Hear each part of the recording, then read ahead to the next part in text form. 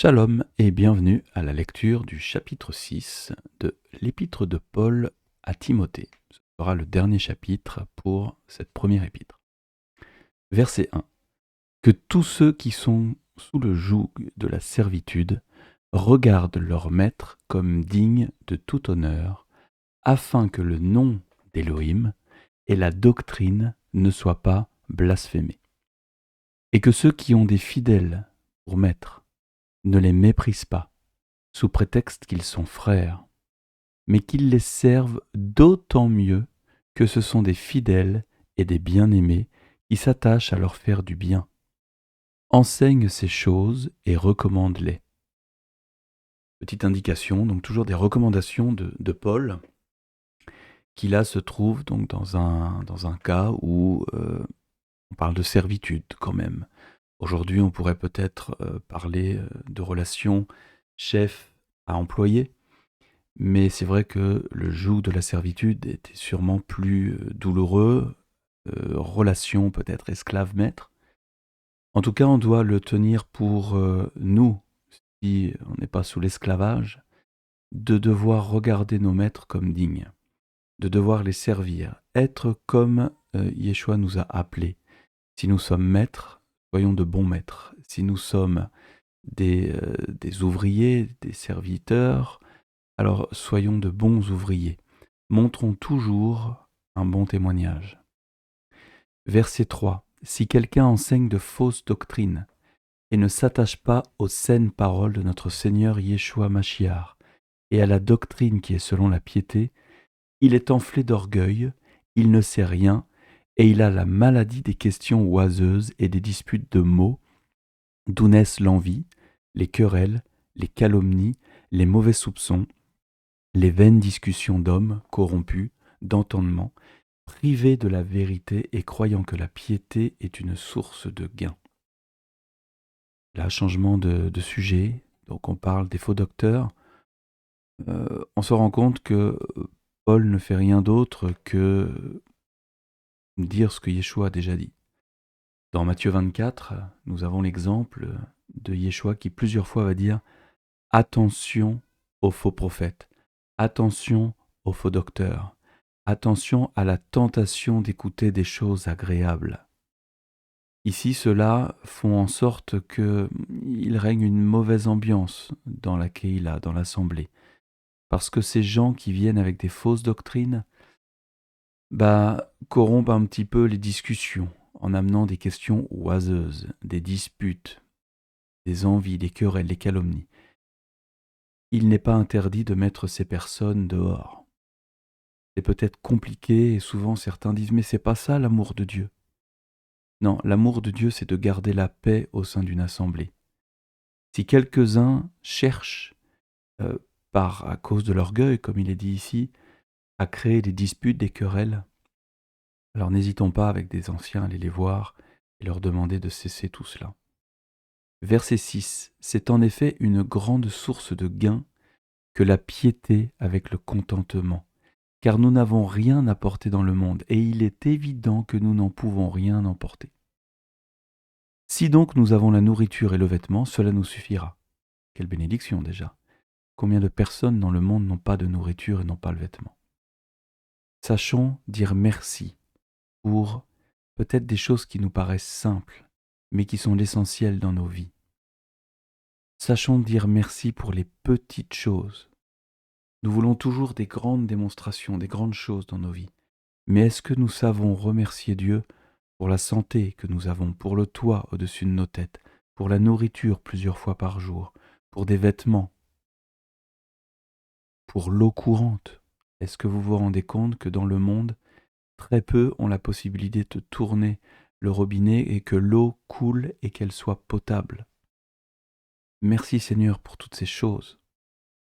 Verset 9. Mais ceux qui veulent s'enrichir tombent dans la tentation, dans le piège, et dans beaucoup de désirs insensés et pernicieux qui plongent les hommes dans la ruine et la perdition. Car l'amour de l'argent est une racine de tous les maux, et quelques-uns, en étant possédés, se sont égarés loin de la foi et se sont jetés eux-mêmes dans bien des tourments. Pour toi, homme de Dieu, fuis ces choses. et recherche la justice, la piété, la foi, la charité, la patience, la douceur.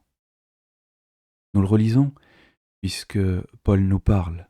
Nous sommes tous des hommes et des femmes de Dieu et nous devons fuir les choses d'au-dessus, l'orgueil, l'amour de l'argent, toutes ces choses qui créent des tourments. Mais nous devons rechercher la justice. On peut s'arrêter quelques instants sur le mot justice. Ici, c'est une justice, évidemment, d'obéir à la justice de Dieu, à sa parole, à la loi. De pratiquer aussi la justice sur terre, c'est-à-dire d'aider ceux qui sont dans le besoin, la veuve et l'orphelin, comme dit la parole. La piété, c'est mettre vraiment tout ce que nous pouvons de notre être pour aimer Dieu et lui montrer notre amour, lui montrer que nous sommes à son service. La foi c'est, Chouraki va traduire la foi par le mot adhérence. Adhérer complètement à tout ce que Dieu prépare pour nous. Ça commence par l'obéissance à sa parole et ça finit par obéir aussi à ce pour quoi nous sommes envoyés. La foi n'est pas seulement croire. Un texte dit « les démons croient », mais pourtant ils ne suivent pas l'enseignement de Dieu. La foi, c'est une totale adhérence, c'est un changement total de vie. Ensuite, nous avons la charité, l'amour. Combien de fois Yeshua va dire « il y a 2 commandements ». Celui de l'amour qui tu aimeras ton Dieu de tout ton cœur, de toute ton âme, de toute ta force, de toute ta pensée. Et le second qui lui est semblable, tu aimeras ton prochain comme toi-même. Jacques en parlera souvent en parlant de cette loi royale. La patience et la douceur, je les mets ensemble parce qu'évidemment, nous devons rechercher ces choses. Le contraire de douceur, dans ce que c'est, être hargneux, être colérique. Le contraire de patience, c'est tout vouloir tout de suite. Mais Dieu nous demande d'être patient. Patient dans l'attente des choses matérielles peut-être, mais aussi patient avec notre prochain. S'il ne vient pas aussi vite qu'on le voudrait au Seigneur, alors soyons patients avec lui et continuons de lui montrer un bon témoignage. Verset 12. Combat le bon combat de la foi. Saisis la vie éternelle à laquelle tu as été appelé et pour laquelle tu as fait une belle confession en présence d'un grand nombre de témoins. Je te recommande, devant Dieu qui donne la vie à toutes choses et devant Yeshua Mashiach qui fit une belle confession devant Ponce Pilate, de garder le commandement et de vivre sans tache, sans reproche, jusqu'à l'apparition de notre Seigneur Yeshua Mashiach, que manifestera en son temps le bienheureux et seul souverain, le roi des rois et le Seigneur des seigneurs, qui seul possède l'immortalité, qui habite une lumière inaccessible, que nul homme n'a vue ni ne peut voir, à qui appartiennent l'honneur et la puissance éternelle. Amen. Quelle belle présentation de notre Sauveur. On peut faire une petite parenthèse sur le qui seul possède l'immortalité. Il y a souvent un débat dans les églises de savoir si nous avons une âme mortelle ou immortelle. Seul Yeshua possède l'immortalité. Seul le roi souverain, le Seigneur des seigneurs, possède l'immortalité. Vous connaissez tous Jean 3,16. Car Dieu a tant aimé le monde qu'il a donné son Fils unique afin que quiconque croit en lui ne périsse pas mais qu'il ait la vie éternelle. La vie éternelle sera notre cadeau. Notre âme deviendra éternelle pour vivre dans l'éternité avec lui. Ceux qui n'auront pas choisi le bon combat de la foi, comme il est écrit ici, ceux qui auront choisi de servir le serpent, le Satan, eux seront peut-être et seront jetés dans les temps de feu, pour disparaître parce que leur âme n'est pas éternelle. Ils disparaîtront, ils brûleront, et personne ne se souviendra d'eux. Verset 17. recommande aux riches du présent siècle de ne pas être orgueilleux et de ne pas mettre leur espérance dans des richesses incertaines, mais de la mettre en Dieu qui nous donne avec abondance toutes choses pour que nous en jouissions. Recommande-leur de faire du bien, d'être riches en bonnes œuvres, d'avoir de la libéralité, de la générosité, et de s'amasser ainsi pour l'avenir un trésor placé sur un fondement solide, afin de saisir la vie véritable.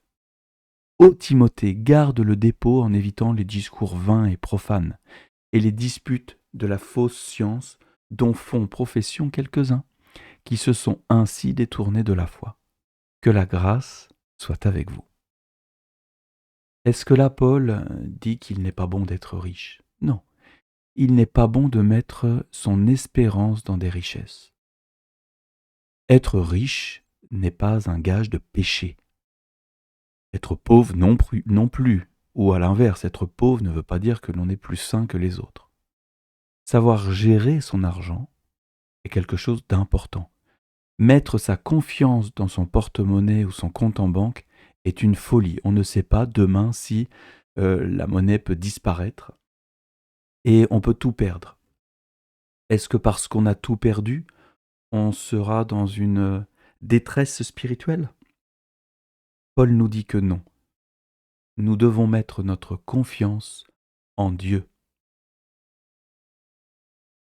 Ensuite, Paul va exhorter Timothée à dire attention aux discours vains et profanes. Attention aux disputes de la fausse science. Combien de fois nous nous querellons pour des broutilles. Et ces broutilles entraînent des querelles qui sont souvent des démarrages de division. Sachons rester dans la simplicité, sachons rester dans l'unité. Si je ne suis pas d'accord avec mon frère ou ma sœur, cela ne veut pas dire que j'ai raison ou qu'elle a tort. Peut-être que la vérité est entre les deux. Continuons à garder notre amour, l'amour pour notre prochain, même dans la différence. Aucun des disciples n'était égal à un autre, ils étaient tous différents. Et Yeshua les a considérés comme ses disciples. Nous faisons tous partie d'un corps. Certains sont la main, certains sont le pied, certains sont le cœur, certains sont le poumon. Nous avons tous des tâches différentes. Et nous avons tous aussi une façon différente de comprendre les textes. Un point de vue différent, un vécu différent qui fait qu'un texte va résonner différemment en nous. Que toutes ces différences, à moins que ce soit évidemment une désobéissance claire et nette à la parole et au commandement de Dieu, mais si ce n'est pas une désobéissance totale, alors ne nous querellons pas. Cherchons à comprendre l'autre. Nous allons finir avec cette dernière partie du verset. Que la grâce soit avec vous. Amen.